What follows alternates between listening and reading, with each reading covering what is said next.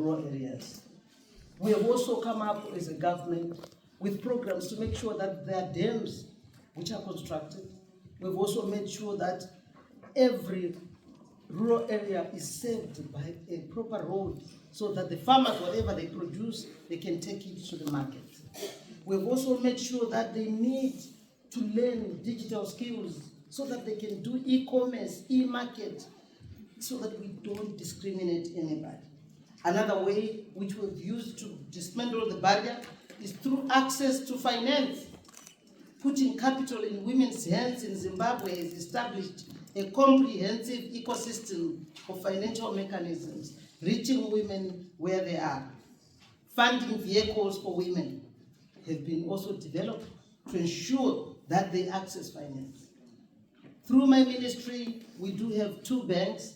There is a Women Microfinance Bank, a very progressive thing which the country did, established this bank to make sure that it can give loans to women who historically have been disadvantaged and didn't own much in terms of means of production.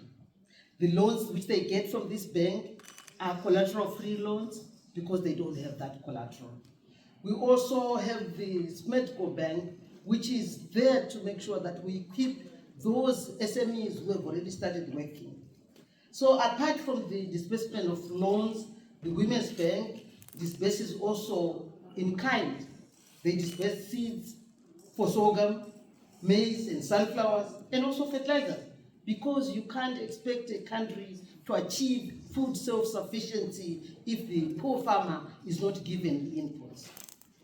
So through the Small and Medium Enterprise Development Corporation in Zimbabwe, we provide capacity building which transforms informal women-led enterprises into formal business, ready to access markets. It's not enough to support these farmers and not be able to find markets for them to sell their products.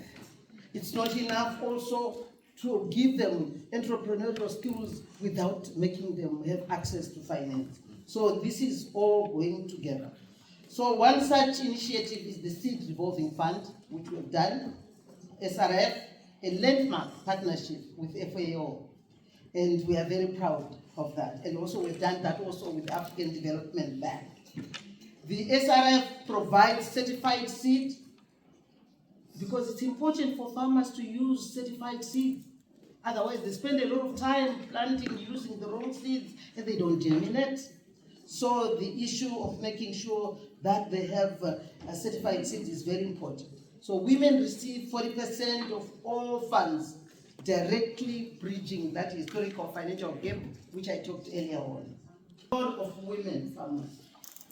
And it has actually brought Zimbabwe to where it is today, where we are food self-sufficiency. In terms of wheat production, Zimbabwe last produced enough for the country's consumption in 2004. But because through deliberate policies of government to make sure that we empower our farmers, we also make sure there's irrigation, there is also the seeds, the proper seeds. We've managed to increase production of wheat, where we are actually producing more than what we need, double. Zimbabwe is a country of 17 million people. We consume like 300 metric tons annually, and now Zimbabwe is producing 600,000 metric tons per year through these initiatives. So the Women Development Bank, which I spoke about, in the Community Development Bank, again, these are low-interest, non-collateral facilities, which we also use to unlock finance to women in agribusiness, who are often excluded, as we all know. These are not just statistics I'm talking about. These are women, the women who now have bank accounts, the women who have changed the lives of their children, the women who have sent their children to school, the women who have created employment so that children will not be in the streets taking drugs and substance abuse. So this is the work which our women do. When we talk about gender equality and women empowerment, it's not a social issue, it's an economic issue. We want to thank you sincerely once again for inviting us. There's a much more which we would like to share with you coming from Zimbabwe, a country which has really worked so hard within the last 30 years from where we used to import food from Mexico, from abroad, all over. And today, we are self-sufficient in terms of food.